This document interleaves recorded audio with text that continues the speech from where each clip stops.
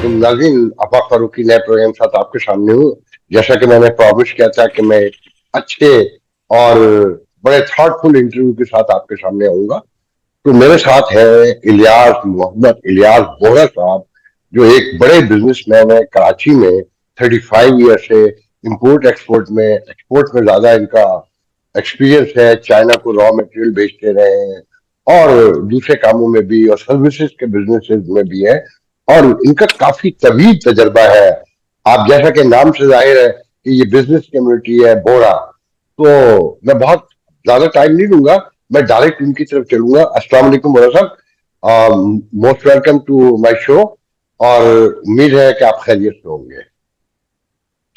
जी वालेकुम अस्सलाम sir, thank you so much for having me on board, और it's a pleasure to speak to you today. मैं याद ही आपसे पहला सवाल ये समझता हूँ कि हर तरफ इकोनॉमी की गुफ्तगू हो रही है कि क्राइसिस है, बहरान है। पहले तो मैं ये जानना चाहूंगा कि आप 35 ईयर से इस फील्ड में हैं, आप लोग तो रोजाना डील करते हैं इसको। हम यहाँ तक पहुंचे कैसे? क्या नोइंग थी, किसी को पता ही नहीं था कि क्या हो रहा है और अचानक ये हादसा सामने आ गया है, या गफलत में ऐसे डूबे हुए थे कि देख कर भी कुछ नजर नहीं आता? ओके, देखिए वो कहते हैं ना कि एक पुरानी कहावत है कि there is an opportunity in every crisis. तो हम लोग जो बिजनेसमैन जो हैं वो बेसिकली, चूंकि हमारा तो शब रोज जो है काम ही यही है कि एक क्राइसिस से निकले, दूसरे क्राइसिस में गए, दूसरे से निकले, फिर तीसरे में गए, फिर दोबारा से रीबिल्ड किया, चीजों को कंसोलिडेट किया, फिर आगे बढ़े, फिर कुछ ऐसी बात हो गई। तो ये तो देखें एक ऑनगोइंग प्रोसेस है जिससे कि हर बिजनेसमैन जो है वो गुजरता है। लेकिन अनफॉर्चुनेटली जो मुल्क है वो चूंकि एक आपको पता है ना कि एक बहुत बड़ी एंटिटी होती है, तो उसका किसी क्राइसिस में आना जो है वो फिर एक बहुत ही तशनाक एक बात हो जाती है, जिससे एक इंडिविजुअल इफेक्ट नहीं होता बल्कि एक पूरा मुल्क जो है उसके जो उसकी जो आवाम है, अब उसमें अमीर भी हैं, गरीब भी हैं, मुतवस्सित तबके के भी लोग हैं, तो वो उससे इफेक्ट होते हैं। अब रही बात आपके सवाल की कि जी हम यहाँ तक पहुंचे कैसे, तो ये एक मुश्किल दास्तान है, और मेरे ख्याल में इसके ऊपर बहुत लोगों ने अपनी राय भी दी है और मुख्तलिफ तज्जिए भी किए हैं लोगों ने, और उसकी बेपनाह वजूहात दी गई हैं, जिसमें कुछ जो है वो वजूहात जो है वो आपको पता है हमारी सियासी लेवल की जो है वो ज्यादा होती हैं, जिसमें हम एक दूसरे के ऊपर, एक पिछली हुकूमतों के ऊपर जो है उसकी जिम्मेदारी जो है वो हम डाल देते हैं उसकी। लेकिन ठीक है, आपको जैसे हर शख्स को अपनी सेल्फ असेसमेंट करनी चाहिए, इस तरह जो मुल्क है उनको भी अपनी असेसमेंट करनी चाहिए कि हम यहाँ पे पहुंचे कैसे, और हमारा ये जो डिबैकल जो आज हमें क्राइसिस नजर आ रहा है वो हुआ कैसे। तो मैं ऑब्वियसली एक छोटा बिजनेसमैन हूँ, कोई बहुत बड़ी इंडस्ट्री का मालिक नहीं हूँ, लेकिन हाँ ये जरूर है कि ऑब्वियसली एक बैकग्राउंड है पिछले 35 साल का, जिसमें ट्रेड भी, मैन्युफैक्चरिंग भी, इंपोर्ट भी इन्वॉल्व रही, एक्सपोर्ट भी इन्वॉल्व रही। तो उसकी बुनियाद पे अगर मैं देखूं कुछ, अगर एक असेसमेंट के तौर पे अगर मैं कुछ अपना नजरिया आपको देना चाहूं, तो मेरे ख्याल में तो जो अनसर्टन पॉलिसी है, जो कि हमारी जो कंसिस्टेंसी नहीं रही हमारी पॉलिसीज में, उसकी वजह से हमारी बहुत सारी चीजें जो है वो जो भी शख्स कोई काम शुरू करना चाहता है वो फिर उसकी एक बुनियाद रखता है, उसकी जो इनिशियल उसके टीथिंग प्रॉब्लम्स होते हैं उससे गुजरता है, थोड़ा सा जैसे ही आगे बढ़ता है तो पता चलता है कि हमारी कोई मेजर पॉलिसी शिफ्ट हो गया है, उसकी वजह से वो फिर दोबारा से उसको जीरो से स्टार्ट करना पड़ता है। तो वो एक बड़ी एक मशहूर सी बात है, वो कहते हैं कि there should be a system even if it's a bad system, क्योंकि a bad to a good system, but no system will lead you nowhere actually। तो देखें, तो हम اگر کسی ایک سے فار ایگزامپل اگر ہم کسی ایک خراب سسٹم کو بھی کنسسٹنٹلی شاید اگر فالو کر لیتے تو ہم اس سسٹم کو بہتر بنانے میں شاید کامیاب ہو جاتے ہیں. لیکن چونکہ ہم سسٹم کی تبدیلی اتنی جلدی کرتے ہیں, اتنی جلدی پالیسی جو ہے وہ اپنی اتنی چینج کرتے ہیں کہ نہ صرف اس کے کہ ہمارا جو لوکل ٹریڈر ہے یا لوکل مینوفیکچرر ہے اس کا مسٹرسٹ ہو جاتا ہے, اس کے ساتھ ساتھ جو ہم توقعات لے کے چلتے ہیں کہ شاید ہمارے ملک میں کوئی ایف ڈی آئی آئے گی, کوئی اس قسم کی انویسٹمنٹ آئے گی جو کہ ٹریڈ یا انڈسٹری کے حوالے سے ہوگی, تو وہ لوگ بہت ڈر جاتے ہیں اس سے. تو اس کے کوئی پولیٹیکل ریزنز ہوں یا کوئی اور دیگر عوامل ہوں, تو let's not go into those details کہ جی کس کی کتنی غلطی تھی, اس نے کس سال میں کیا غلطی کی. ہمیں صرف ایک چیز اگر آج ہم دیکھ رہے ہیں کہ جی ہم نے اپنی پالیسیز کو کنسسٹنٹ کرنا ہے, تو یہ ساری چیزیں ہمارے جو ماضی کے جو ہمارے مسائل رہے ہیں شاید اس سے ہم بہت بہتر طور پہ آگے پرفارم کر سکیں. صاحب یہ بتائیے گا کہ جی ایک تو بگننگ سے پاکستان جب سے بنتے ہوئے بھی یہ کہا جاتا تھا کہ یہ ساؤتھ ایشیا کے جو مسلمان ہیں ان کو نہ ان کی کوئی سیاسی تربیت ہے, نہ انہیں انتظام کا کوئی تجربہ ہے, اور نہ ہی کوئی اکانومی کا ان کو تجربہ ہے. تو اسی وقت لوگوں نے پریڈکشن کر دی تھی. آپ اس بات کو کیسے دیکھتے ہیں؟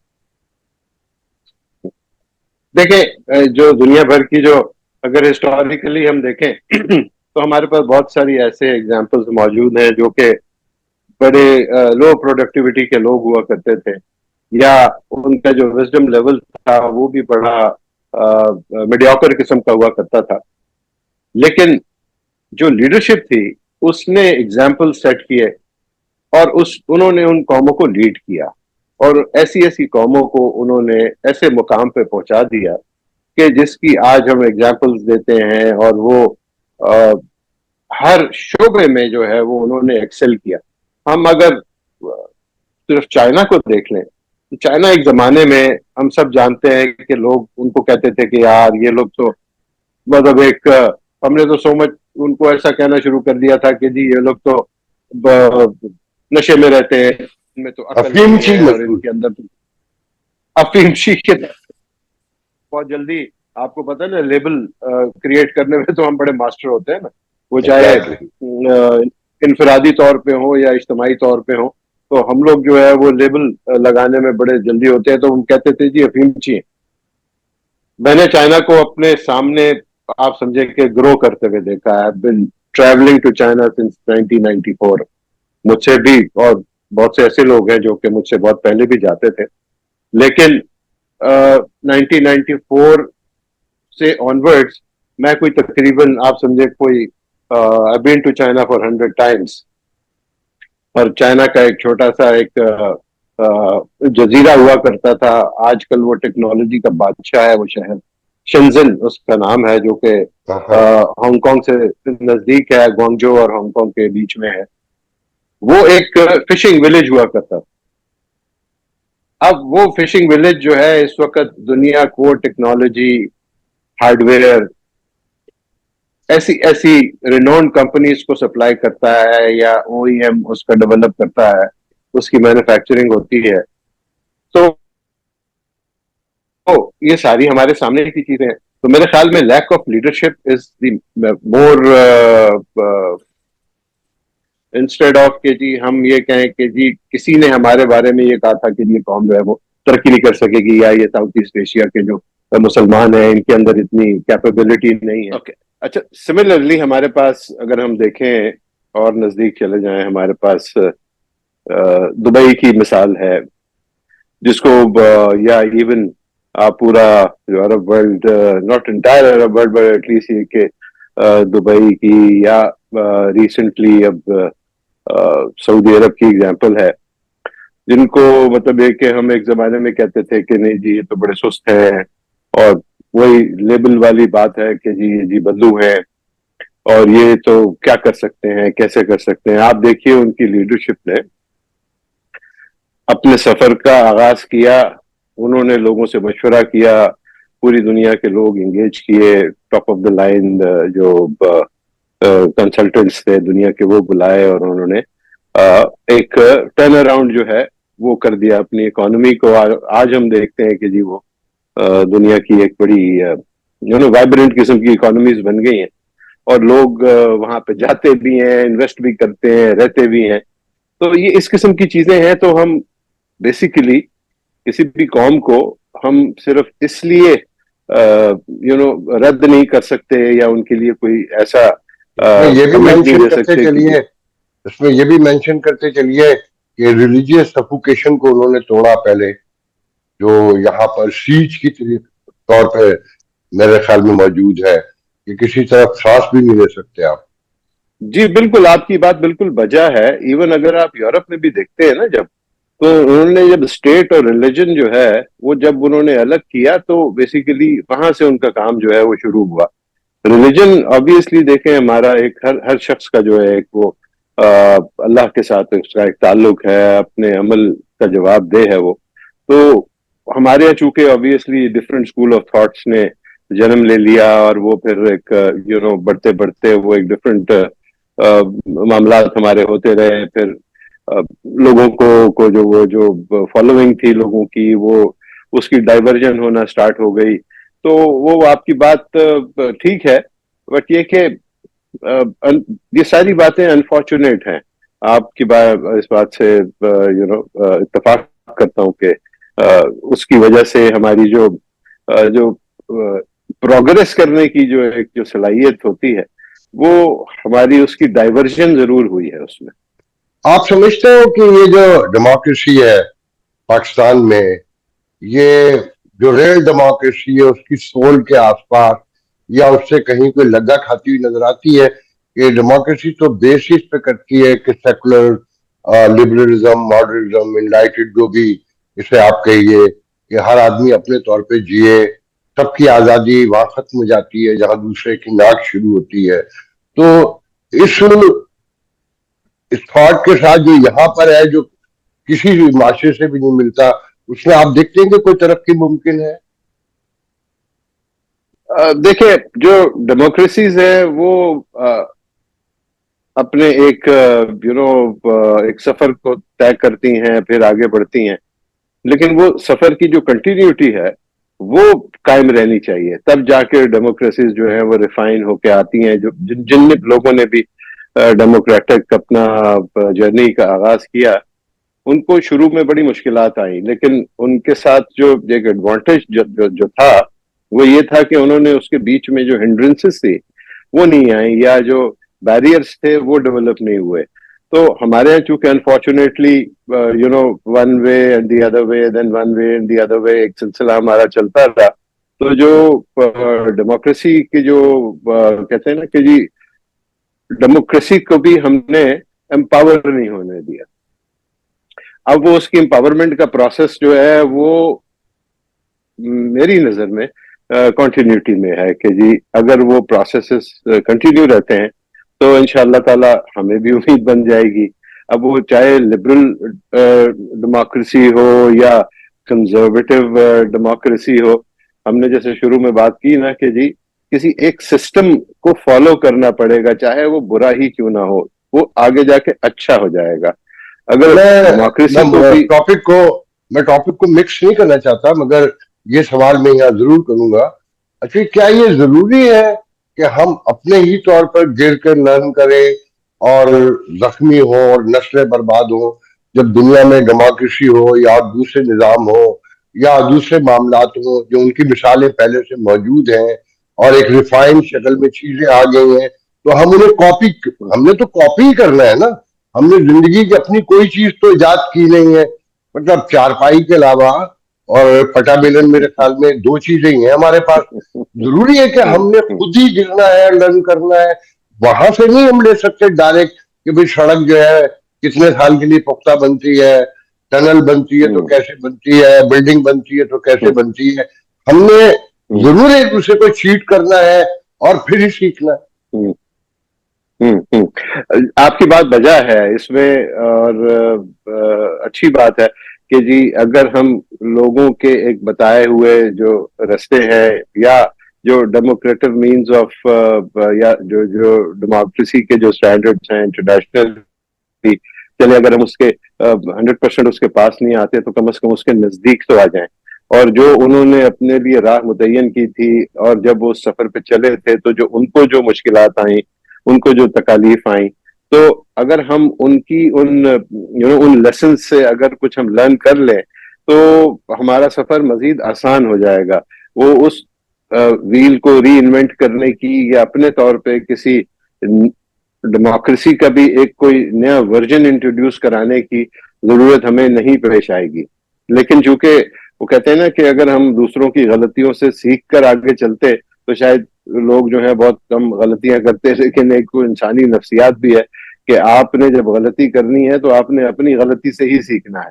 آپ نے کسی دوسرے کی غلطی سے بھی نہیں سیکھنا، یا اس کے جو اچھے اقدام تھے آپ نے اس کو بھی فالو نہیں کرنا. آپ ہم کرتے ہی ہیں کہ جی اچھا جی اگر اس نے کسی نے اچھا کر لیا ہے تو ہم یہ سمجھنا شروع ہو جاتے ہیں کہ شاید ہم اس سے بہت اچھا کر سکتے ہیں. لیکن ہوتا یہ ہے کہ ہم شاید اس کی جو انیشل جو اے بی سی ڈی ہوتی ہے اس تک بھی نہیں پہنچ جاتے. کیا ہی اچھا ہو کہ ہم اگر ہم جی سوری ٹو کٹ یو، ہم بتائیے. ٹاپک کی طرف واپس لوٹتے ہیں. ابھی آپ نے مثال دی چائنا کی اور ایک فشنگ جزیرے کی مثال دی.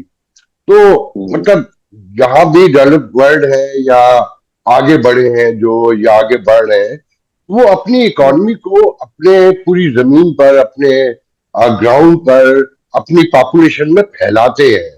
آپ وہ اپنے یہاں 75 سال ہو گئے، آپ نے نوٹ کیا ہوگا بطور کاروباری کہ 5 سے 6 شہروں میں، بلکہ 4 شہروں میں ہم کہیں کہ پوری اکانومی سمٹ کے نظر آتی ہے. 67% پاپولیشن پاکستان کی دیہی علاقوں میں رہتی ہے.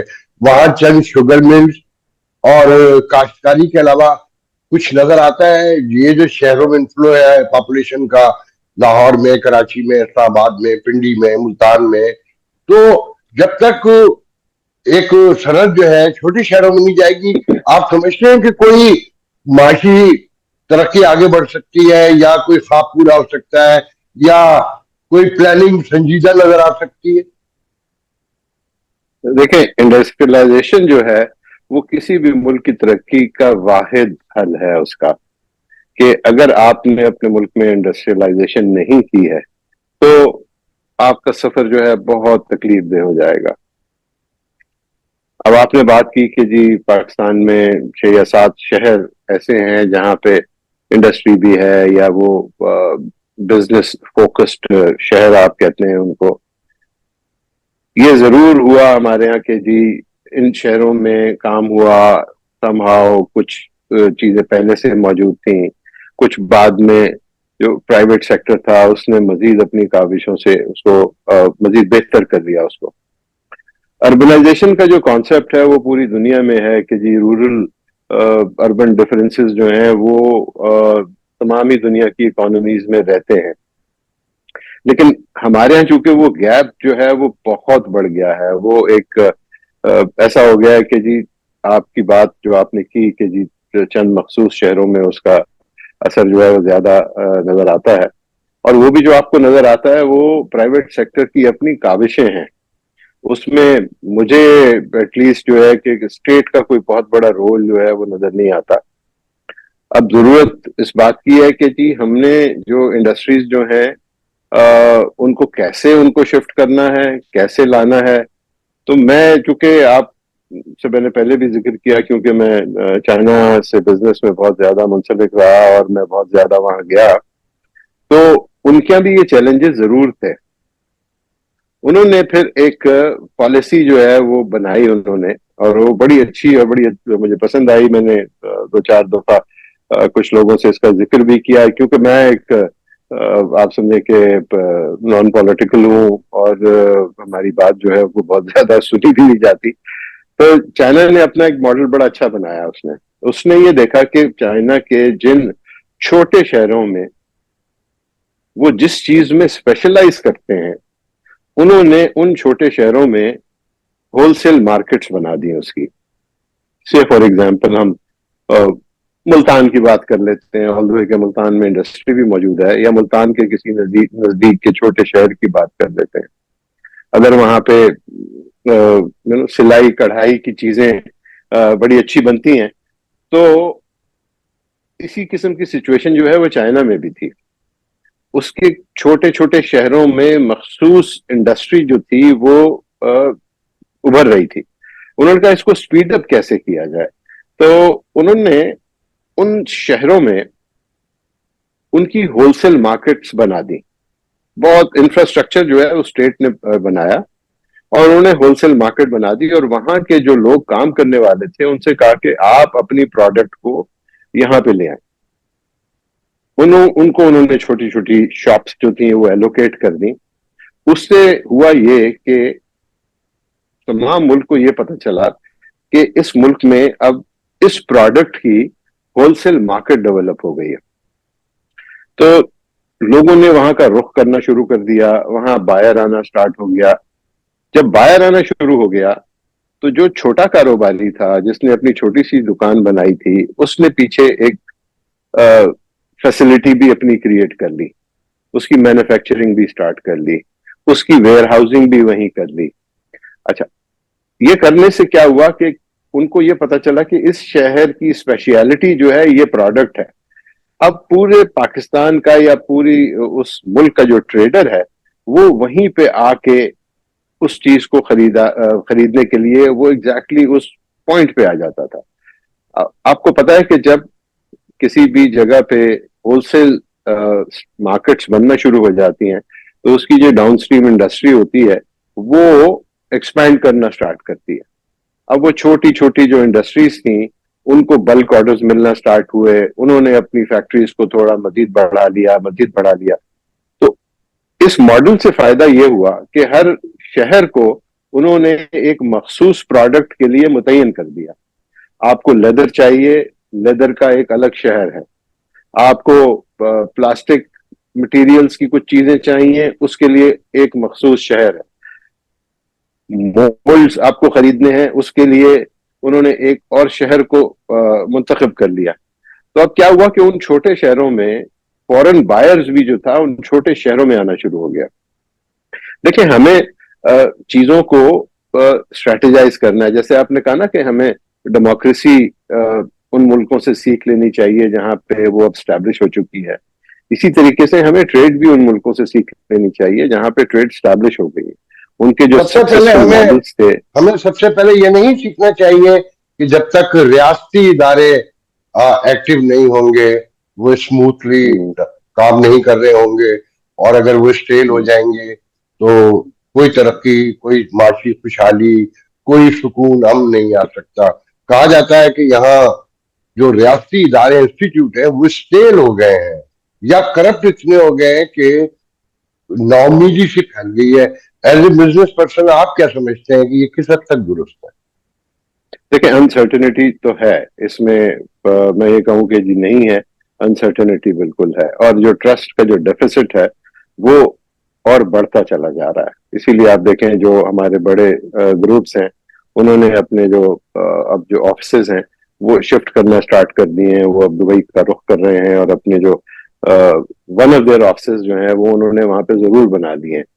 اور وہ ان کو اس بات کا خوف رہتا ہے کہ جی کسی بھی سٹیج پہ جو انسرٹینٹی ان دی پالیسی ہے وہ جب سامنے آتی ہے تو ان کا جو ٹریڈ ایٹ رسک ہوتا ہے یا بزنس ایٹ رسک ہوتا ہے وہ چونکہ بہت بہت بڑا ہوتا ہے، اس کا والیوم، اس کا حجم بہت بڑا ہوتا ہے کہ ان کو تو 2 دن کا بھی ٹریڈ کی ڈسرپشن جو ہے وہ ان کے لیے بہت بڑھ جاتی ہے.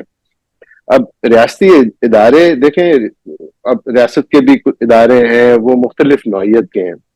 جب ہم نے ان اداروں سے ہمیں آج تک کوئی اگر فیض نہیں پہنچا تو کیا مزید اگلے 100 سال بھی اسی امید پہ گزار دیں کہ جی ہمیں انہی سے فیض پہنچے گا؟ تو اگر نہیں پہنچ رہا، اور آج بھی پاکستان میں جو مجھے ترقی نظر آتی ہے وہ پرائیویٹ سیکٹر کا کنٹریبیوشن ہے.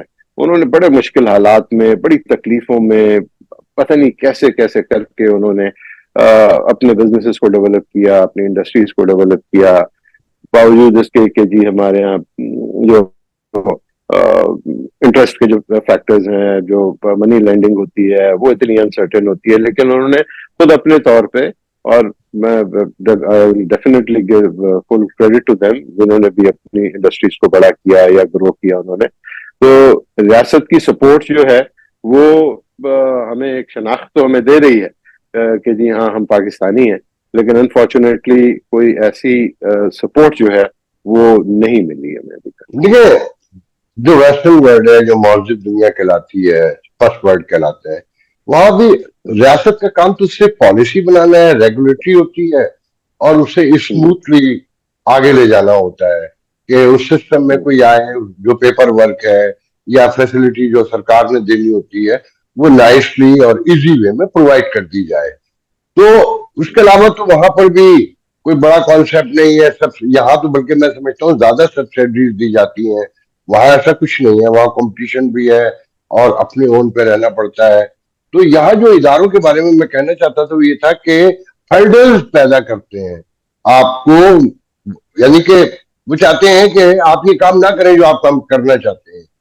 اس میں آپ کا تجربہ کیا کہتا ہے وہ بتائیے مختصراً. آپ کی بات آپ کی ٹھیک ہے کہ ریاست جو ہے وہ آپ کو بزنس کو سیٹ کر کے نہیں دیتی ہے.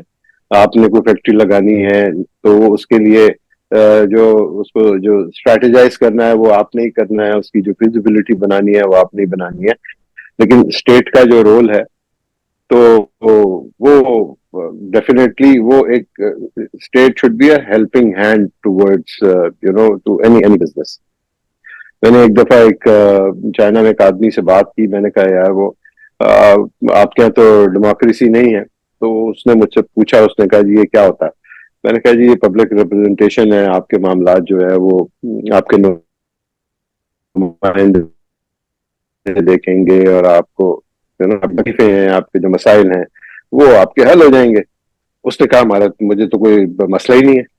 میں نے کہا اچھا، بات پہ اس نے مطلب ایک ہی جواب میں اس نے ختم کر دی. تو میں نے اس سے پوچھا، میں نے کہا یار کیا مطلب آپ نے جو یہ مجھے کہا کہ جی ہمیں کوئی مسئلہ نہیں ہے، تو آپ یہ بتائیں آپ کو سہولت کیا ہے؟ اس نے کہا جی سہولت کیا ہے، آپ نے فیکٹری لگانی ہے، آپ کا 1 ونڈو آپریشن ہے، آپ ایک جگہ جائیں گے، وہاں پہ پانی والا بھی بیٹھا ہے، بجلی والا بھی بیٹھا ہے، سیوریج والا بھی بیٹھا ہے، روڈ والا بھی بیٹھا ہے، انفراسٹرکچر والا بھی بیٹھا ہے. آپ نے اپنی اپلیکیشن دینی ہے، وہاں پہ 7 کاؤنٹرز ہیں. اسٹیٹ ایز اے فیسیلیٹیٹر مطلب جو اس نے مجھے بتایا، اس نے کہا کہ جی ہمارے پاس تمام فیسلٹیز جو ہیں وہ 1 ونڈو آپریشن کے تھرو ہمیں جو ہے وہ مل جاتی ہے. تو ہمارا تو کوئی کنسرن نہیں ہے. میرا بچہ جو ہے بڑے اچھے اسکول میں جاتا ہے، مجھے ہیلتھ فیسلٹی ہے، میڈیکل فیسلٹی ہے. تو میرا نہیں خیال کہ ہمیں کسی سسٹم کو چینج کرنے کی ضرورت ہے. اب تو ٹھیک ہے، وہ ایک ملک ہے، اس نے اس پہ بہت محنت کی ہے، اپنی پالیسیز اس نے بنائی ہے، اور وہاں کے لوگ جو ہیں وہ اس سے مطمئن ہیں. آپ ہمارے تو دبے لفظوں میں آپ دبے لفظوں میں اتھارٹیرین سسٹم کو سپورٹ کرتے ہوئے نظر آ رہے ہیں. نہیں بالکل ایسا نہیں ہے. دیکھیں ہم پھر ایک نیا تجربہ ہم کیوں کرنے جائیں گے؟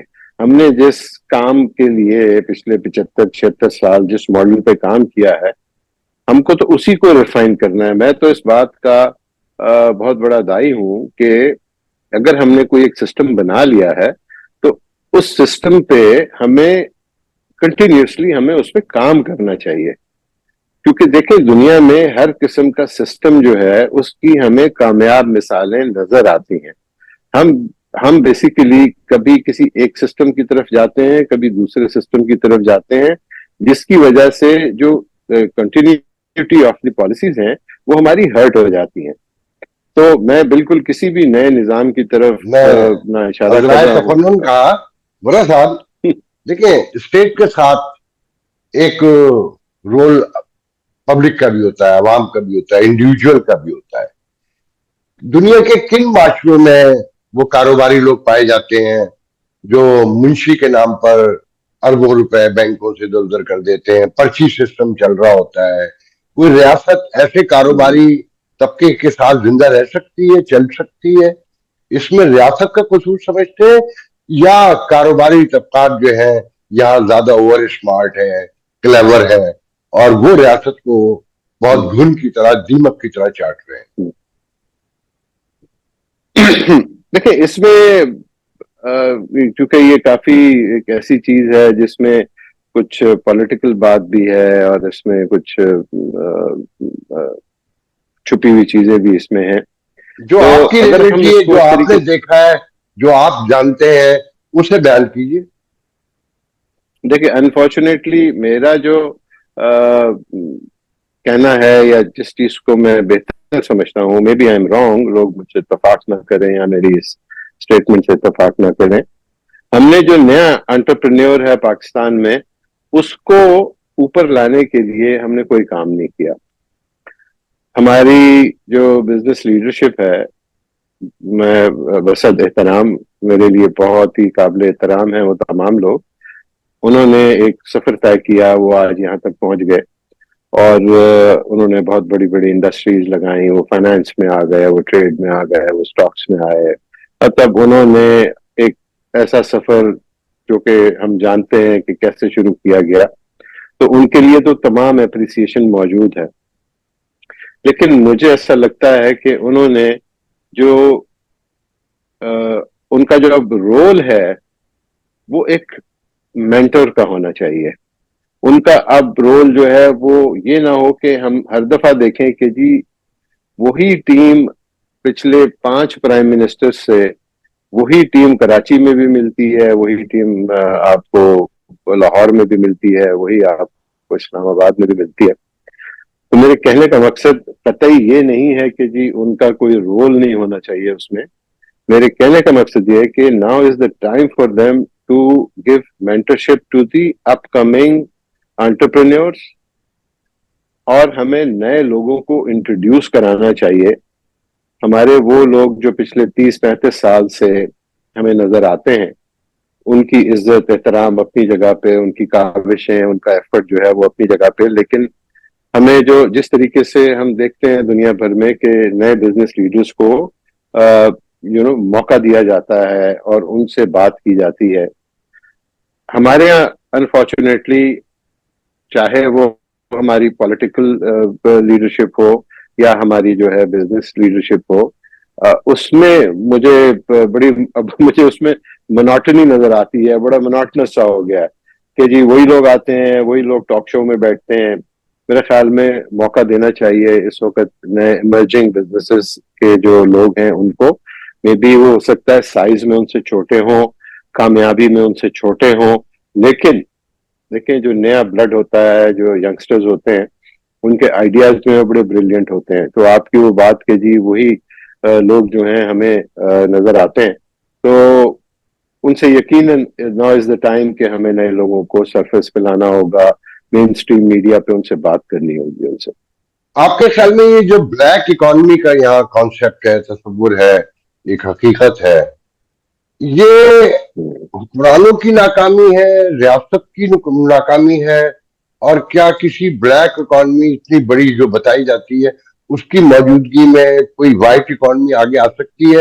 اور ساتھ میں یہیں پر میں سوال کروں گا کہ آج کی دنیا ڈاکومنٹڈ ہے، اسپیشلی جہاں آپ ایکسپورٹ کرتے ہیں، امپورٹ جہاں سے ہو رہی ہے، جہاں سے لون لے رہے ہیں، زندگی جہاں سے ڈیل کی جا رہی ہے اکنامکلی، ایک انڈاکومنٹڈ اکانومی سروائیو کر سکتی ہے دنیا کے جن سے قرض بھی لے رہے ہیں، ایکسپورٹ بھی کر رہے ہیں، اور آپ انڈاکومنٹڈ ہیں؟ ان دونوں چیزوں کو کیسے ایلوبریٹ کرتے ہیں آپ؟ دیکھیں، ہمارے ملک میں جو پیرالل اکانومی ہے، جس کو اگر آپ بلیک اکانومی کہتے ہیں، یا میں اس کو اگر اچھا نام دے دوں کہ جی پیرالل اکانومی ہے. پیرالل اکانومی جو ہے وہ جہاں اس کے برے اثرات ہیں، وہاں پہ اس کے اچھے اثرات بھی ہیں. اچھے اثرات ایسے ہیں کہ جی وہ پیرالل اکانومی جو ہے وہ ہمارے ان لوگوں کو ہیلپ آؤٹ کر رہی ہوتی ہے جو کہ 25-30 ہزار روپے پر منتھ پہ کام کر رہے ہوتے ہیں. ان کے لیے وہ ایک سپورٹ کا ایلیمنٹ جو ہے آپ کو ہر وقت نظر آتا ہے، جو کہ آپ سمجھے کہ جی ہماری خیرات میں، زکوٰۃ میں، یا ایسے دنوں میں جب ہمارے اس طبقے کو پیسوں کی ضرورت ہوتی ہے، تو وہ ہمارا زیادہ تر پیسے جو ہیں وہ پیرالل اکانومی سے ہی جنریٹ ہو رہے ہوتے ہیں. بٹ دس ڈزنٹ مین کہ جی ہمیں ان پریکٹسز کو کنٹینیو کرنا ہے. اب رہی بات یہ کہ جی ہماری انڈاکیومنٹڈ اکانومی ہے، ٹھیک ہے، دنیا بھر میں ہوتی ہے انڈاکیومنٹڈ اکانومی.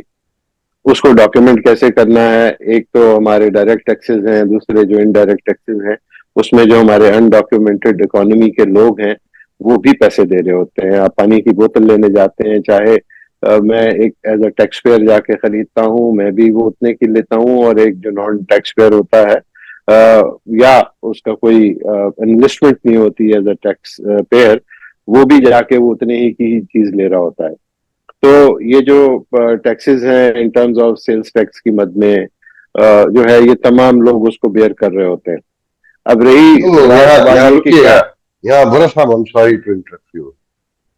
وہ پیسے سرکار کے پاس نہیں جا رہے ہیں کیا؟ یورپ میں آپ نے سب دیکھا ہوا ہے, یورپ میں, امریکہ میں, یا ایون فار ایسٹ میں, کوئی مکان, کوئی دکان بغیر کسی رجسٹریشن کے بن سکتی ہے؟ کوئی تصور ہے؟ نہیں, بالکل بھی نہیں, بالکل بھی نہیں. تو اگر یہاں لاکھوں کروڑوں مکان بھی ہیں اور لاکھوں کروڑوں دکانیں ایسی ہیں جن کا کہیں کوئی رجسٹریشن ہی نہیں ہے, کوئی بینک اکاؤنٹ ہی نہیں ہے, اور وہ آج کے جو کرنسی ویلیو ہے اس میں اگر آپ دیکھیں تو 1000 روپے آپ دکان پہ لے کے جائیں تو پتہ ہی نہیں چلتے ہیں, وہ دن میں 2-4 لاکھ روپے کی جو ہے سیل کر رہے ہیں گراس میں, اور وہ 1 ٹکا بھی نہیں دے رہے ہیں ریاست کو. تو یہ ریاست آپ کو چلتی اس شکل میں چل سکتی ہے؟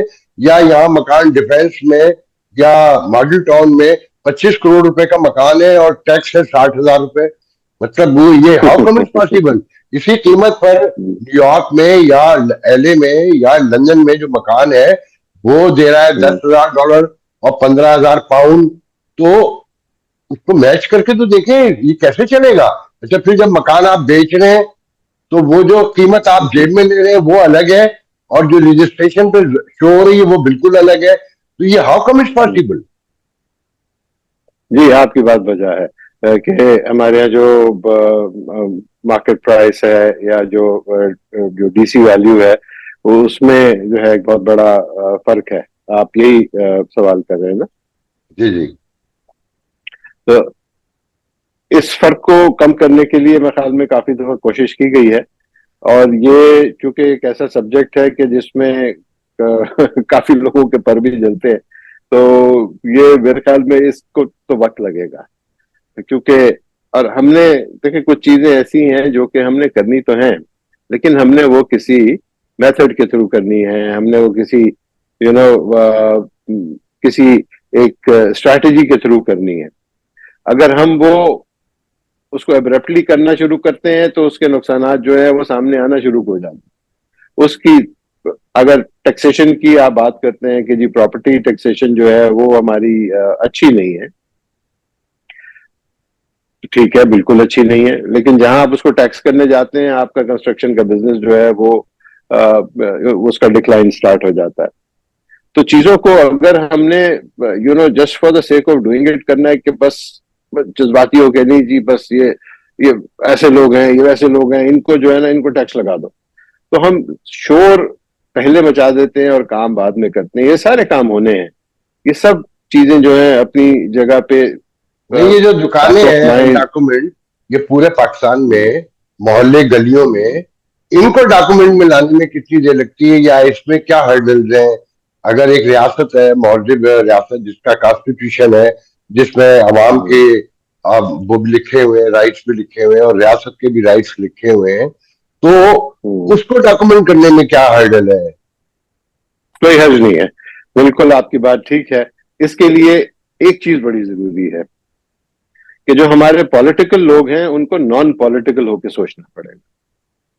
جس دن ہمارے پولیٹیشینز جو ہیں وہ اپنی جماعت کی حد تک تو پالیٹکس کریں, لیکن جب وہ کسی جگہ پہنچ جائیں, جب کسی عہدے پہ آ جائیں, تو اس وقت ان کو نان پولیٹیکل ہو کے سوچنا پڑے گا. جس دن یہ اپروچ ہو جائے گی تو مجھے امید ہے انشاءاللہ یہ تمام چیزیں ڈویبل ہیں, اس میں کوئی ایسی چیز نہیں ہے کہ یہ نہ ہو سکے. اور خاص طور پہ اب جب دنیا جو ہے اتنی ڈیجیٹل ہوتی جا رہی ہے تو یہ تو just one good system with one good soft where with one good strategy, یہ ساری چیزیں ہو جائیں گی. لیکن وہی بات کہ جی تھوڑا سا نان پولیٹیکل ہونا پڑے گا. یہ جو آئی ایم ایف ہے اس کی جو کنڈیشنز ہیں, ایز اے بزنس پرسن آپ کیسے دیکھتے ہیں؟ کیا وہ کنٹری کے نیشن ہمارے نیشنل انٹرسٹ میں ہے, یا لگتا ہے کہ زیادتی ہو رہی ہے؟ آپ کیسے دیکھتے ہیں؟ دیکھیں کوئی بھی دنیا میں جو لینڈر ہوتا ہے نا، جو پیسے دے رہا ہوتا ہے، وہ تو اپنی ٹرمز اینڈ کنڈیشن جو ہے وہ رکھتا ہے کہ جی میں آپ کو پیسے دے رہا ہوں، مجھے بتاؤ یہ واپس کیسے کرو گے۔ آئی ایم ایف کا سوال یہاں تک تو ٹھیک ہے کہ آپ مجھ سے پیسے مانگ رہے ہیں، میں آپ کو پیسے دینے کے لیے تیار ہوں، آپ اس وقت مشکل میں ہیں، میں آپ کی مدد کرنے کے لیے تیار۔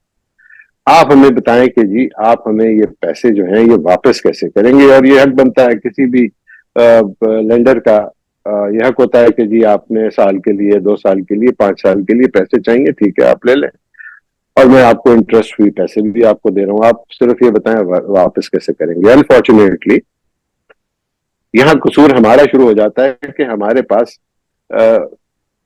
سوائے بجلی کے اور پیٹرول کے ہمارے پاس کوئی ایسی چیز نہیں ہے جس سے کہ امیڈیٹ ریونیو ہم جنریٹ کر سکیں۔ تو جب آپ کا امیڈیٹ ریونیو جنریشن کے لیے آپ کو 2 چیزیں ہیں، وہ کہتے ہیں اچھا جی ہم بجلی کے ریٹ بڑھا دیں گے، ہم یہاں پہ پیٹرول کی پرائسز جو ہے، فیول پرائسز جو ہے ہم بڑھا دیں گے، اور ہمارا اتنا ریونیو جنریٹ ہو جائے گا اور ہم آپ کو واپس دے دیں۔ اس میں قصور آئی ایم ایف کا کم ہے، ہمارا اپنا زیادہ ہے۔ اگر ہم نے ریونیوز بڑھانے کے لیے ابھی تک کوئی کام نہیں کیا ہے تو اس میں آئی ایم ایف کا میری نظر میں شاید قصور نہیں ہے کہ وہ کیوں ہم سے پیسے مانگ رہا ہے اور ہمارے لیے کڑی شرائط کو رکھ رہا ہے۔ دوسری بات یہ کہ جی ہمارا جو اصل پرابلم ہے وہ شاید ریونیو کلیکشن کا بھی نہیں ہے، ہمارا اصل مسئلہ تو ایکسپینڈیچر کا ہے۔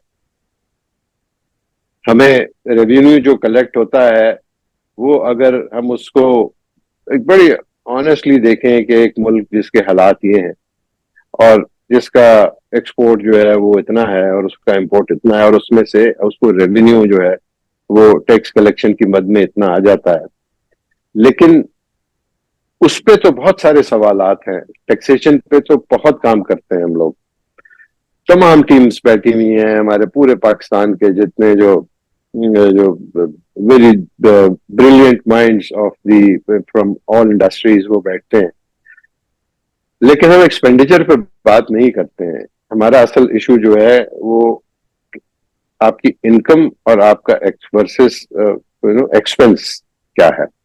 ہم نے پی ایس آئی ڈی کی مد میں یا ڈیولپمنٹل کاموں کی مد میں ہمارے پاس اتنے پروجیکٹ سامنے کھڑے ہوئے ہوتے ہیں، اس میں سے کچھ ضروری بھی ہوتے ہیں، کچھ جو ہے غیر ضروری۔ میرا نیا سوال یہ ہے کہ آپ کے خیال میں یہ جو ہمارے انرجی پاور پلانٹ لگے، ان کی جو پرائسنگ ہے اور جو انہیں کانٹریکٹ کیے گئے ہیں، وہ انہیں آپ کیسے دیکھتے ہیں؟ دیکھیں اس وقت کی ضرورت تھی میرے خیال میں، اور ہوتا ہے نا کہ کبھی کچھ چیزیں ایمرجنسی میں چاہیے ہوتی ہیں تو وہ انسان مہنگی خرید لیتا ہے۔ یہ ذاتی طور پہ تو چلیں یہ چیز ٹھیک ہے، قابل قبول ہوتی ہے، لیکن جب آپ نے ملکوں کے فیصلے کرنے ہوتے ہیں تو اس میں یہ اپروچ جو ہے یہ اچھی نہیں ہے کہ آپ نے ایک ایسا سودا لے لیا کہ اگر وہ آپ نے چیز استعمال اگر آپ نے نہ بھی کی تو اس کے پیسے جو ہے پھر بھی آپ کو دینے پڑیں گے۔ تو جیسے آپ نے کہا مختصراً اگر اس کا جواب یہی ہے کہ that was a bad deal actually, اور اس کا جو اب نقصان ہے یا اس کی جو قیمت ہے وہ چاہے وہ امیر ہے یا غریب ہے وہ سب ادا کر رہے ہیں۔ امیر تو چلے ادا کرتا ہوا اچھا بھی لگتا ہے، لیکن غریب آدمی اس سودے کی قیمت ادا کرتے ہوئے اچھا نہیں لگ رہا، بہت تکلیف میں ہے۔ اچھا، ایک تو گھر میں کنزمپشن ہے، ایک تو گھریلو کنزمپشن ہے، مگر جو فیکٹری میں ہے اور جو خطے میں پرائسنگ ہے بجلی کی اور گیس کی، جو کمپٹیشن ہے اس میں آپ کو ایکسپورٹ بڑھتی ہوئی نظر آتی ہے پاکستان کی؟ ود دس یوٹیلیٹی کاسٹ بہت مشکل ہے۔ ہمارے یہاں جو اوور ہیڈز ہیں وہ اب اتنے بڑھ چکے ہیں، ایک تو obviously جو ہمارا پاور سیکٹر ہے اس کی پرائسنگ جو ہے وہ بزنس فرینڈلی بالکل بھی نہیں ہے۔ نمبر 2 جو ہماری فائنینشیل کاسٹ ہے وہ بھی دنیا سے بہت زیادہ ہے، اس میں بھی ہم نہیں کر سکتے۔ پھر ہماری جو لیبر انیفیشنسی ہے وہ ایک بہت بڑا فیکٹر ہے کہ چیپ لیبر ہونا شاید اب کوئی اچھا خیال نہیں رہا۔ ایفیشینٹ لیبر ہونا جو ہے وہ بہتر اسٹریٹجی ہے جو کہ ملکوں نے اپنائی کہ ہمیں اپنی لیبر کو ایفیشینٹ بنانا ہے. چیپ لیبر کی اویلیبلٹی نے ہمیں ابھی تک کوئی بینیفٹ ایکچولی دیا نہیں. تو ایکسپورٹ میں ہمارے لیے مشکلات بہت ہیں. میں یہیں پر میرے ذہن میں یہ سوال تھا کہ کمپیئر ٹو چائنا، انڈیا، بنگلہ دیش، یا جہاں پر اکانومی گرو کر رہی ہے یا کر چکی ہے، اس کے مقابلے میں پاکستان کی لیبر جو ہے وہ اسکلڈ ہے؟ نہیں، ہم بہت پیچھے ہیں لیبر کی ایفیشنسی میں، ان کے اسکلڈ ہونے میں. اور ہمارے جتنے بھی اسکلڈ لوگ ہیں، چونکہ ہمارے ووکیشنل ٹریننگ یا ایسی فیسلٹیز جو ہیں وہ بہت کم ہے، تو ہمارا جو اسکل ڈیولپمنٹ کا جو پروسیس ہے وہ انفارچونیٹلی بہت ویک ہے. اس کی وجہ سے ہمارے آپ دیکھیں جو مڈل مینجمنٹ کے لوگ ہیں وہ ہمیں پاکستان میں اب ہمیں ملتے ہی نہیں ہیں. ہمیں یا پھر بہت ٹاپ کلاس کے لوگ ملتے ہیں یا پھر ہمیں بالکل انسکلڈ لوگ جو ہیں وہ ان کی اویلیبلٹی ہوتی ہے. کیونکہ مڈل مینجمنٹ کے اسکلڈ لوگ جو ہیں ان کو بڑی اپارچونیٹی ہیں ہمارے نیبرنگ جی سی سی میں، گلف کنٹریز میں. تو وہ امیڈیٹلی جو بھی تھوڑا بہت اسکلڈ ہوتا ہے وہ فوراً چلا جاتا ہے یہاں سے. آپ کی اسی لیبر اسکل بھی نہیں ہے، انرجی کا کرائسس بھی ہے، پرائسنگ بھی ہے، کمپٹیشن بھی ہے. اس سچویشن میں جانے والے نگراں وزیر تجارت جو تھے اعجاز گوہر صاحب، انہوں نے کہا کہ ہم ود ان 3 ایئر پاکستان کی ایکسپورٹ ہے وہ $100 بلین کر دیں گے. پھر واشنگٹن ڈی سی میں ہمارے آرمی چیف نے پاکستانی کمیونٹی سے خطاب کرتے ہوئے کہا کہ 2030 میں پاکستان G20 میں ہوگا اور 2047 میں G10 میں ہوگا. اس پہ تبصرہ فرمائیے. دیکھیں، خواب دیکھنے پہ تو بالکل کوئی پابندی نہیں ہے کسی کو بھی، اور ٹھیک ہے، بڑا خواب رکھنا چاہیے.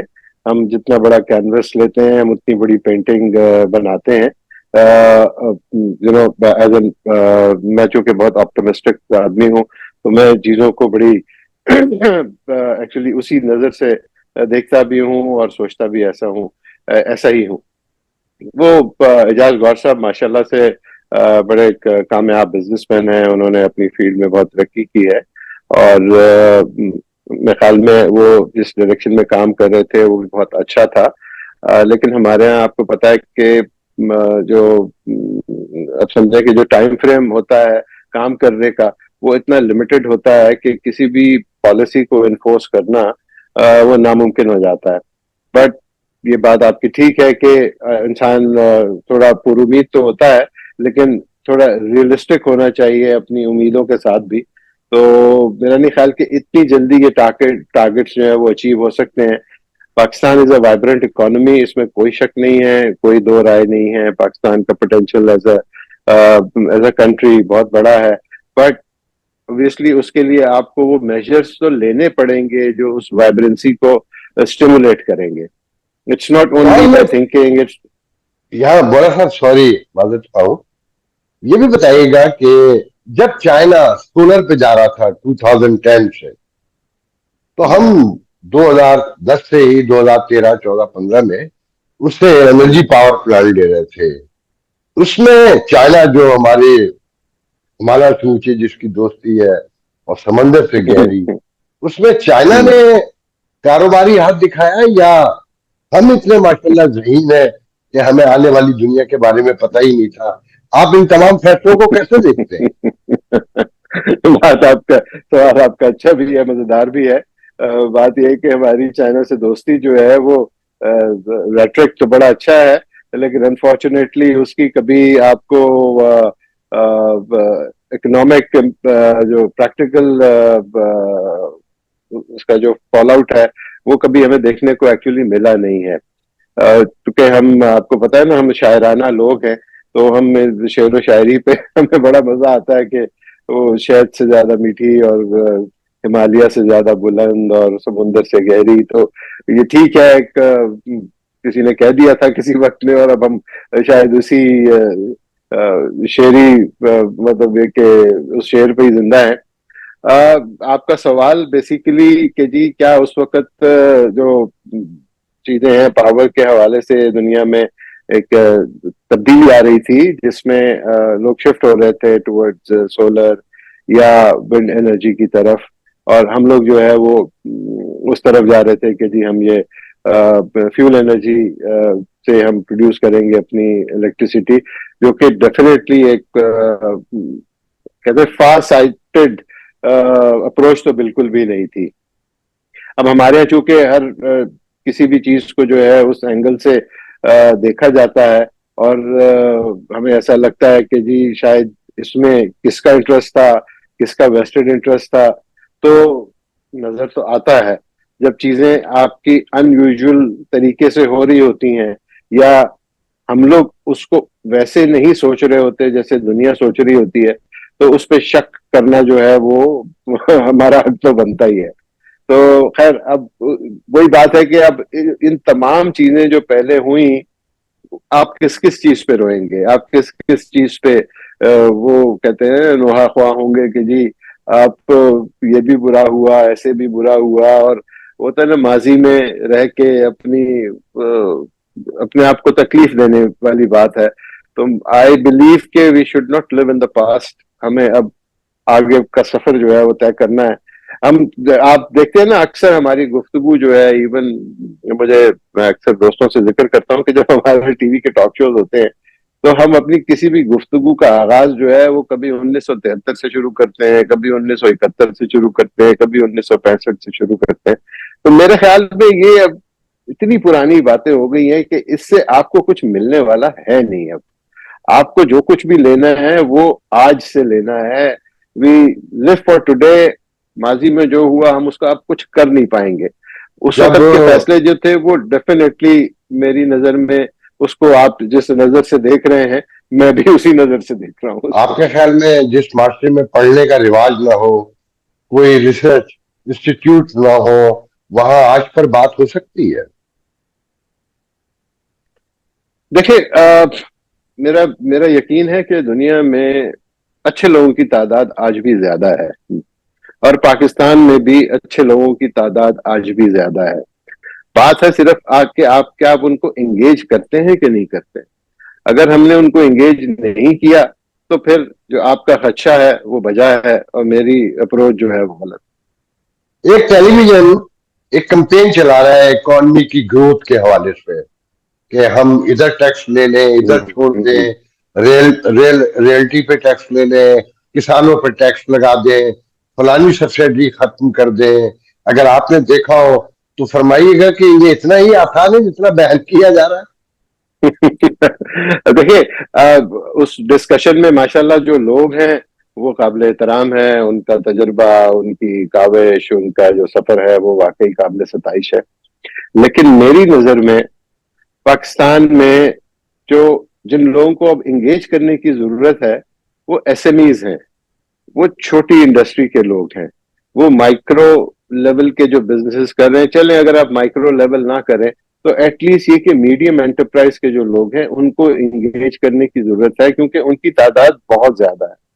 ہمارے یہاں جو میکرو لیول کے جو لوگ ہیں، جو کہ لارج اسکیل مینوفیکچرنگ کے لوگ ہیں، یا جو بڑے بڑے جائنٹس ہیں ہمارے یہاں، دیکھیں ان کا سفر، ان کی معاملات جو ہے، ان کے stakes in terms of money تو ڈیفینیٹلی بہت زیادہ ہے، اور ان کو پروٹیکشن سم ہاؤ اسٹیٹ کی طرف سے فار اے گڈ پالیسی ضرور ملنی چاہیے. لیکن ضرورت جو ہے چونکہ 25 کروڑ کا ملک ہے، اس میں یہ 50 لوگوں کا ان پٹ یا 500 لوگوں کا ان پٹ جو ہے وہ کافی نہیں ہوگا. آپ کو 50,000 لوگوں کا ان پٹ لینا پڑے گا، اور وہ آپ کو ایس ایم ای سے مل سکتا ہے، آپ کو جو کہ روز کسی نہ کسی پرابلم میں آتے ہیں، روز کسی نہ کسی مشکل میں آتے ہیں. ان کی بات سننے والا کوئی نہیں ہے. یہ جتنے لوگ آپ نے جس پروگرام کا آپ نے ذکر کیا اس میں جتنے لوگ ہیں ان کے تو ایک ٹیلی فون کال پہ 50 ہائی پروفائل آفیسرز حاضر ہو جاتے ہیں. جو میڈیم ٹریڈ کے جو لوگ ہیں یا ایس ایم ایز کے جو لوگ ہیں وہ تو پورا سال بھی گھومتے رہیں تو ان کو وہ ایکسس نہیں ملتا، ان کے پرابلمز آپ کا کے جو خیال مداوع میں ہے وہ نہیں ملتا. یہ جو 50 لوگ جن کا ذکر ہم یہاں کر رہے ہیں اور جو اس پروگرام کا حصہ ہے، اگر یہ اتنے ویژنری ہوتے اور یہ اتنے ہی زندگی کو اور اکانومی کو سمجھتے تو اس ملک کا یہ حال ہوتا क्या हमें ये नहीं तस्लीम कर लेना चाहिए कि ये नाकाम लोग हैं और इन्हीं की पर, जिसका आपने बिगनिंग में भी जिक्र किया कि यहाँ चेंज नहीं आता, तो जब तक ये लोग मौजूद हैं आप समझते हैं कि कोई तब्दीली आएगी, या ये जो मैनिपुलेशन है ये इस मुल्क की तबाही का बायस बनी हुई है? देखें, हम उनकी इंटेंट पे या उनकी किसी किस्म की उनकी नीयत पे शक करना तो मेरा हक नहीं है, लेकिन हाँ इतना जरूर है कि हमें क्योंकि हम ये जो डिस्कशन के जो फोरम्स हैं जो पिछले 30 साल से या 40 साल से या पिछले 20 साल से जिन फोरम्स में हम बैठ के डिस्कस कर रहे हैं, उसका खातिर खा कोई नतीजा बहुत अच्छा निकला नहीं है अभी तक। तो अगर हमने रिपीटेडली उन्हीं लोगों से मशवरा करना है जो कि जिनके अपने बिजनेसेस अपनी इंडस्ट्रीज जो है वो तो बहुत टॉप लेवल पे पहुंच गई हैं, लेकिन मुझे ऐसा लगता है कि उनका रोल जो है एज ए मेंटर तो यकीनन हमारे लिए फायदेमंद हो सकता है, लेकिन मशवरे के लिए हमें स्मॉल एंड मीडियम एंटरप्राइज के लोगों से बात करनी पड़ेगी। उसका हम तरीकाकार जो है हमें बनाना हम आते पड़ेगा कि जी हैं कैसे उसको। आखिरी सवाल की तरफ कि कराची को कैसे देखते हैं, जिसे सियासी तौर पे भी और समाजी तौर पे भी यतीम करार दिया जाता है, साथ में ये इकोनॉमिक का हब है कि 70% यहाँ से रेवेन्यू चलता है। अच्छा, यहाँ पर भी एक बात मैं और आज कहता चलूं जो आम नहीं कही जाती, कि जो पंजाब के लोग हैं वो कहते हैं कि कराची का इस पर कोई हिस्सा नहीं है, क्योंकि वो पोर्ट है, कंपनियां हमारी हैं, वो हमारी मजबूरी है वहां रजिस्टर करना और वहां से टैक्स पे करना, इसलिए वो नजर आता है कराची का, अदरवाइज कराची का कुछ नहीं है। तो इसे सारी सिचुएशन को कैसे देखते हैं आप? वही कराची तो ऑब्वियसली हमारी सारी जिंदगी यहाँ गुजरी, हमारा बचपन, हमारी जवानी, स्कूलिंग, एजुकेशन, कॉलेज, एवरीथिंग, तो हमने तो अपनी सारी जिंदगी यहाँ गुजारी, और जो कराची हमने देखा है वो उस कराची की तो क्या बात थी, माशाल्लाह से। What a wonderful city it was. आज भी अच्छा है, लेकिन मसला ये है कि कराची के साथ जो सुलूक हुआ है वो तो शायद सौतेली औलाद के साथ भी नहीं होता है। जिस तरीके से इसकी चूंकि इसकी कोई ओनरशिप लेने को तैयार नहीं हुआ, जिन लोगों को ओनरशिप समहाउ मिली भी उन्होंने भी उनको अपने लिए इस्तेमाल किया, और बस उन्हें जिस तरह होता है ना टिश्यू पेपर की तरह हमने इस्तेमाल किया और चीजों को फेंक दिया। कराची का एक बहुत बड़ा हिस्सा है। कराची एक इतना वाइब्रेंट शहर है कि यहाँ पे अगर आज भी पंजाब के लोग भी जब इधर आते हैं तो वो कहते हैं कि हाँ जी, जो कराची की वाइब्रेंसी है in terms of trade and businesses वो डेफिनेटली बाकी शहरों के मुकाबले में कम है। लेकिन over a period of time ऐसा जरूर हुआ कि पाकिस्तान की कराची की जो इंडस्ट्रीज थी और वो लोग जो कि कराची कभी छोड़ना नहीं चाहते थे, उन लोगों को भी शिफ्ट होने पे एक सामने मजबूरी नजर आई। अगर पंजाब का ये क्लेम है कि जी कराची कुछ नहीं करता और सिर्फ पोर्ट का रेवेन्यू है, तो ठीक है, वो उनके कहने पे तो पाबंदी नहीं है, लेकिन जो रियलिटी है वो अपनी जगह पे मौजूद रहेगी कि जो रेवेन्यू का जो बेस है वो डेफिनेटली, अगर हमारा एडवांटेज पोर्ट है तो हमें उस एडवांटेज से आप क्यों महरूम करना चाहते हैं, वो बिल्कुल है। इसी तरीके से पंजाब की एग्रीकल्चर बेस्ड है, उसको उसका बहुत बड़ा रेवेन्यू उसको वहां से मिलता है। तो हम ये कहें कि जी कराची पंजाब में जो फसलें होती हैं वो खाते तो कराची वाले हैं, तो इसमें पंजाब का क्या कमाल है, तो बात नहीं बनती। हमें ये पंजाब और कराची और बलूचिस्तान और सरहद और ये केपीके से बाहर निकल के सोचना पड़ेगा। ये किसी का भी राइट नहीं है कि वो किसी शहर के बारे में ये कहे कि ये रेवेन्यू वो नहीं जनरेट करता, ये रेवेन्यू वो नहीं जनरेट करता। जो मुल्क होता है वो इंटरलिंक्ड होता है, उसके सूबे, उसके शहर, उसके लोग जो है वो आपस में इंटरलिंक्ड होते हैं। उसकी इकोनॉमी जो है वो, कराची की इकोनॉमी जो है वो पंजाब की वजह से भी चल सकती है और पंजाब की इकोनॉमी कराची की वजह से भी चल सकती है, और ऐसा ही होता है। हम किसी भी चीज की जो एक एडवांटेज है वो उसके साथ रहता है, दुनिया भर में रहता है। तमाम दुनिया के जो शहर हैं, जो बड़े शहर हैं, उनमें इस किस्म के एडवांटेजेस जो हैं वो मिलते हैं। पंजाब को अल्लाह ने ज़रख़ेज़ जमीन दी है, تو ہم کہیں کہ جی اس میں آپ کا کیا کمال ہے, زمین تو رب نے دی ہے, تو پورٹ اگر رب نے ہمیں دیا ہے, اس کا ریونیو میں ملتا ہے, تو وہ ٹھیک ہے, ہمارا اس پر ہمارا پرائڈ ہے, ہمارا فخر ہے, بالکل ہے. بلرب ابھی آپ نے کہا کہ دنیا کے اور بڑے شہر ہیں ان کے اپنے ایڈوانٹیجز ہیں. آپ نے بڑے شہر دیکھے ہیں, جو بڑے دنیا کے شہر ہیں کاسموپولیٹن سٹی جو کہلاتے ہیں, وہ سب کو ویلکم کرتے ہیں. وہ ڈائیورسٹی ہوتی ہے ہمیشہ سے. نیو یارک میں اکثر کہتا ہوں کہ 204 زبانیں آفیشیلی گھروں میں بولی جاتی ہیں. مگر وہ بڑے شہر یہ بھی کہتے ہیں کہ آپ ہمارے آئے ضرور, مگر آپ رہیں گے اس طرح جس طرح ہم رہتے ہیں. یہ کراچی ایسا نہیں ہوا کہ باہر سے آنے والوں نے بتایا ہے کہ نہیں ہم بتائیں گے کہ تمہیں کیسے رہنا ہے, جیسے تم پہلے رہتے تھے وہ غلط ہو گیا ہے. تو اس کو کیسے دیکھتے ہیں کہ یہ ایک دنیا کے بڑے دیہات میں تبدیل ہو گیا, اس کا قصور کس کے گلے ڈالا جائے گا؟ یہ جو ایک انوکھی مثال قائم کی گئی ہے. دیکھیے کلیکٹو فیلئر ہے, کراچی از اے کلیکٹو فیلئر. ہم نے اس شہر میں جو لوگ بھی آئے اس میں سے بہت لوگوں نے اس کو اپنا لیا, اور اس میں سے کچھ لوگ ایسے بھی آئے جنہوں نے اس کو اپنایا تو نہیں, لیکن اس کا فائدہ ضرور اپنا لیا انہوں نے. تو بات یہ کہ ہمیں جب ہم کسی جگہ پہ بھی جاتے ہیں, وہاں رہتے ہیں, تو وہاں کا جو بھی قاعدہ قانون ہے یا اس شہر کا جو حق ہے وہ ان تمام لوگوں کو دینا پڑے گا. دیکھیں یہاں سے کراچی سے جو لوگ گئے, پنجاب کی طرف جب وہ گئے, تو انہوں نے, میں ایسے بہت سے لوگوں کو جانتا ہوں کہ انہوں نے اس کلچر کو بھی اڈاپٹ کیا, اس زبان کو بھی اڈاپٹ کیا, وہاں کے رہن سہن کو بھی اڈاپٹ کیا.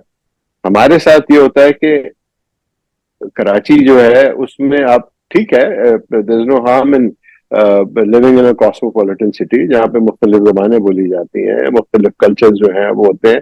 اور کراچی کی بڑی خوبصورتی ہے کہ یہاں پہ ڈفرینٹ کلچرز ہیں, ہر جگہ کے کھانے یہاں پہ انٹروڈیوس ہوتے ہیں, اور ایک بڑا سمجھے کہ ایک وائبرنٹ شہر ہے ہمارا.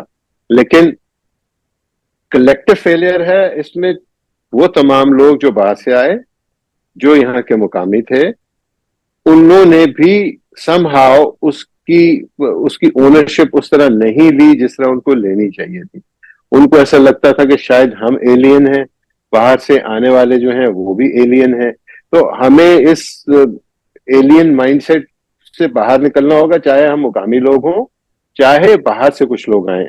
اور آپ کی وہ بات یا گلا آپ سمجھ لیں اپنی جگہ پہ وہ ہے تو بجا. ویسے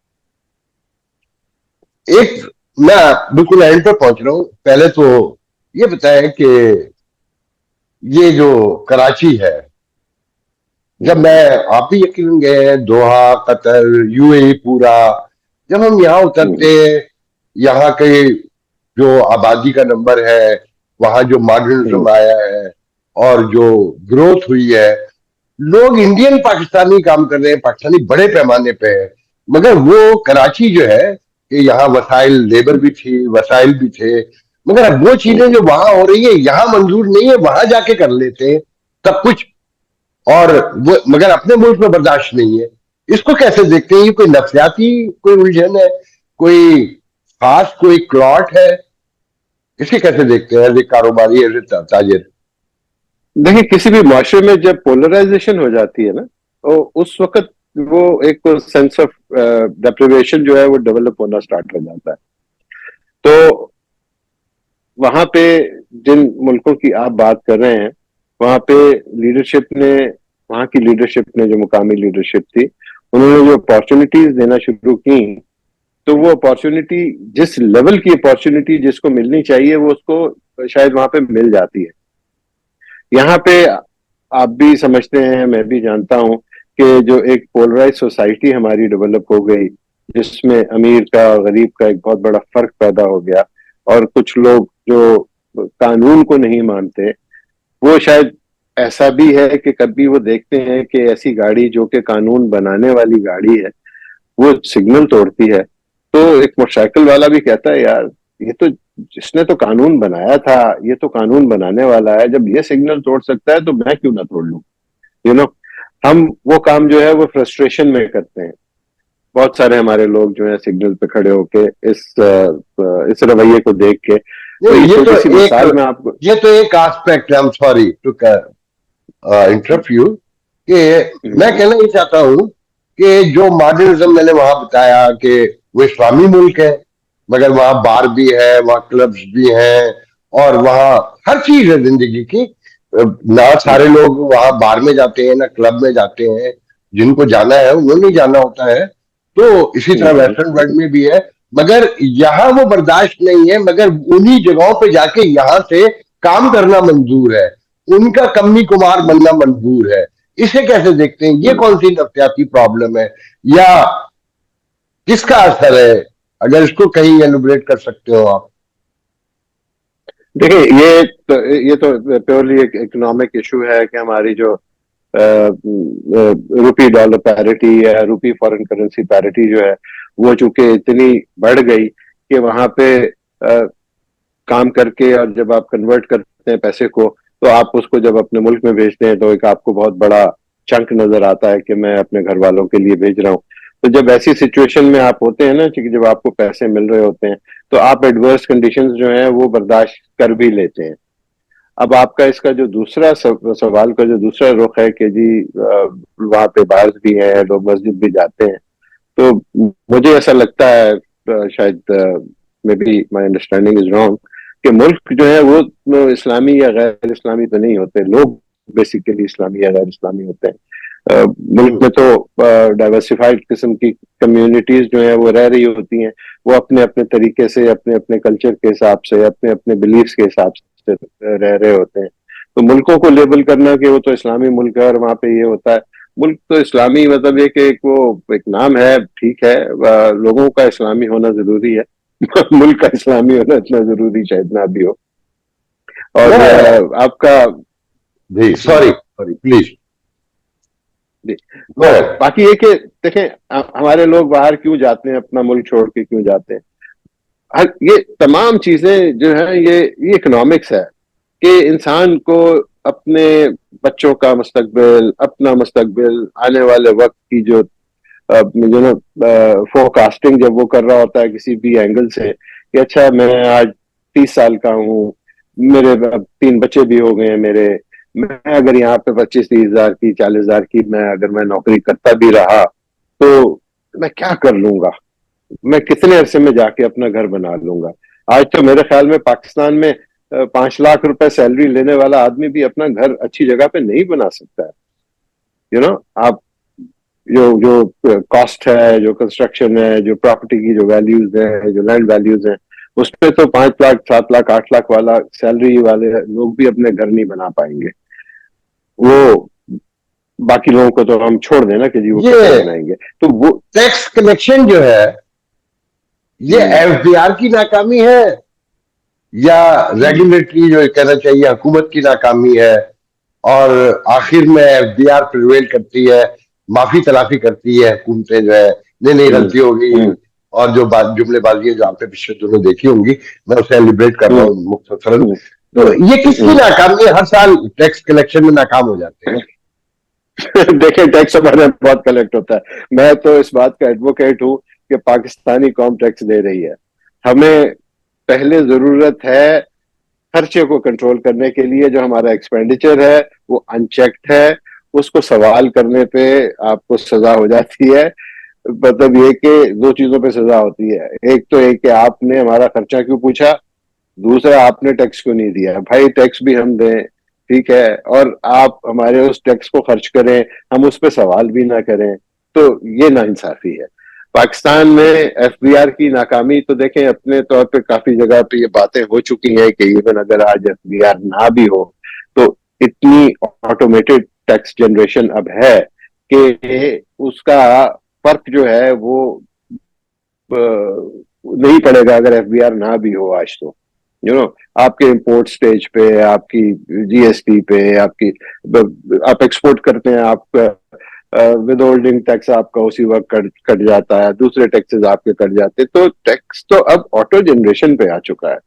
आपने नए लोगों को ऐड कैसे करना है, मेरे ख्याल में एफबीआर का जो इस वक्त एक्सपेंस है, अगर उसको ये कहें कि यार आपने ये नहीं ये देखना कि ये टैक्स जमा कैसे हो रहा है, आपने ये देखना है कि जी अब नए टैक्स के लोगों को आपने اس ٹیکس نیٹ میں لے کر کس طریقے سے آنا ہے.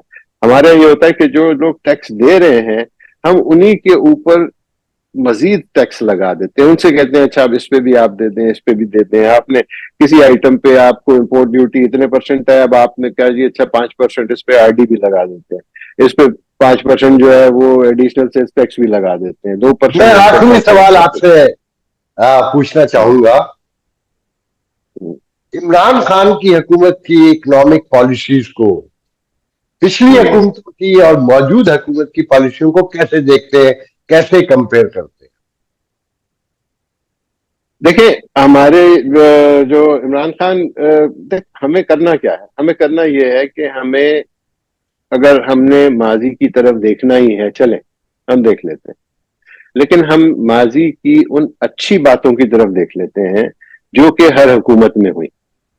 عمران خان کی حکومت میں جو ہمیں بہت ہی ایک اچھا ایسپیکٹ نظر آیا تھا وہ کووڈ پالیسی تھی ہماری, کہ کووڈ پالیسی میں ہمارے ملک نے بہت پیسے کمائے, ہماری بزنس کمیونٹی نے بہت پیسے کمائے. آپ بے شک ان سے پوچھ لیں کہ چاہے وہ ٹیکسٹائل کے لوگ تھے, چاہے وہ ہماری دوسری انڈسٹریز کے لوگ تھے, انہوں نے بہت پیسے کمائے. کنسٹرکشن انڈسٹری میں بہت پیسے کمائے.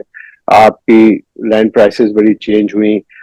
وہ اس وقت کی آپ کہیں کہ جی ہو گیا تھا, تو ایسا نہیں ہے. وہ یقیناً اس میں کچھ نہ کچھ اس وقت کی حکومت کا یقیناً ہاتھ تھا.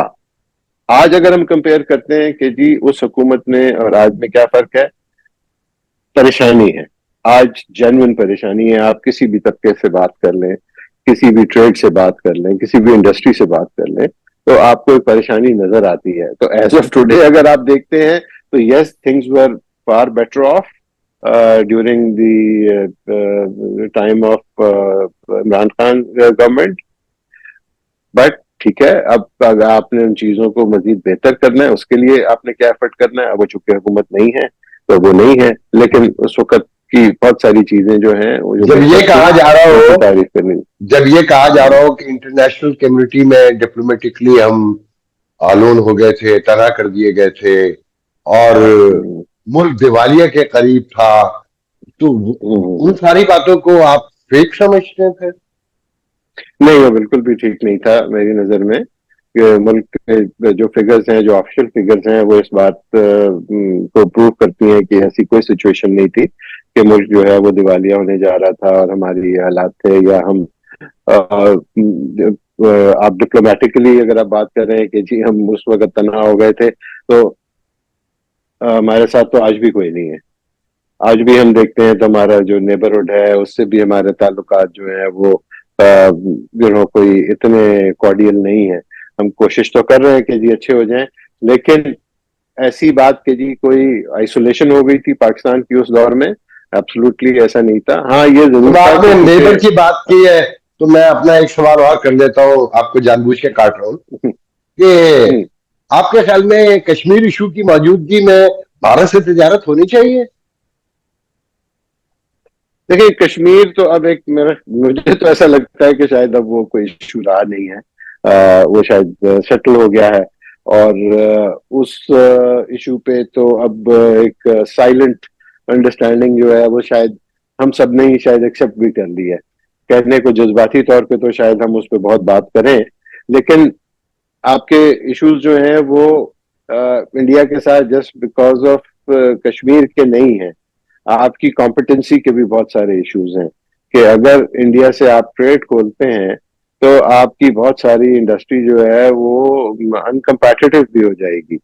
تو یہ ایک بہت بڑا ایشو رہے گا آپ کو. اب دیکھیں ہم ہیں بزنس مین, ہم ہر چیز کو اس اینگل سے دیکھتے ہیں کہ کیا پاکستان کی اکنامکس جو ہیں وہ بہتر ہو رہی ہیں کہ نہیں ہو رہی ہیں. Leaving side the political side of this یا جذباتی سائڈ آف دس, ہمیں اب ان چیزوں کو جذباتی ہو کے نہ سوچنا چاہیے, نہ ہی ہمارے اس کی کوئی اپروچ ہونی چاہیے. ایون ہمارے جو اپ کمنگ جو چیلنجز ہیں نا, اس پہ بھی یہ جو ہم ہوتے ہیں نا جی, یہ فلاں کے انٹرویو نے تہلکہ مچا دیا, اس نے یہ کر دیا وہ کر دیا, ہمیں اب اس چیز سے باہر آنا پڑے گا. کیونکہ دیکھیں ہم تہلکہ جو ہے وہ ہم افورڈ ہی نہیں کر سکتے. تہلکہ تو دیکھیں نا، ایک امیر آدمی ہوتا ہے نا، وہ ایکسائٹمنٹ، وہ بہت ساری چیزیں افورڈ کر لیتا ہے، وہ کوئی کسی قسم کا ایسا ایٹیچیوڈ جو ہے وہ اس کی افورڈیبلٹی ہے. ہم ایز اے کنٹری جو ہے نا، ہماری افورڈیبلٹی نہیں ہے کہ ہم ان چیزوں کو اس اینگل سے دیکھیں.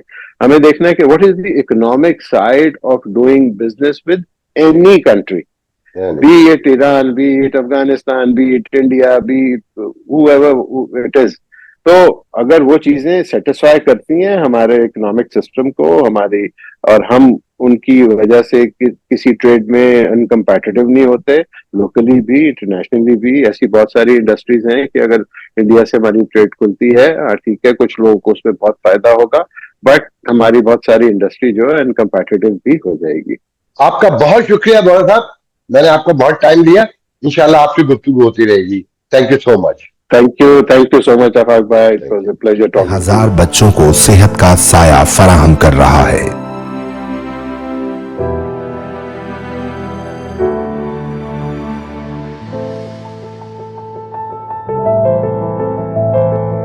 ایک قلم کے ذریعے قوم کی خدمت اور ملک کا نام روشن کرنے والے سینئر صحافی، کالم نگار اور دانشور منو بھائی کی شرکت سندس فاؤنڈیشن کے لیے سنگ میل ثابت ہوئی، اور منو بھائی نے ایک باپ بن کر ان مریض بچوں کے سر پر اپنا دست شفقت رکھا.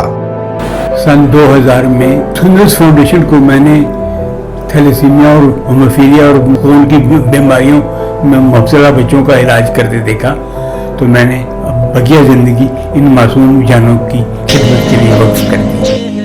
ہم بکھر کہیں جائیں نا. تھیلیسیمیا کے ان مریضوں میں بھی گھوڑے نایاب ہو سکتے ہیں. آئیے اور ان کی سرپرستی کیجیے، ان کی مدد کیجیے. تو پھر آئیں اور اپنی زکوٰۃ و عطیات سندس فاؤنڈیشن کو دے کر ہمارے مشن کو کامیاب بنانے میں شامل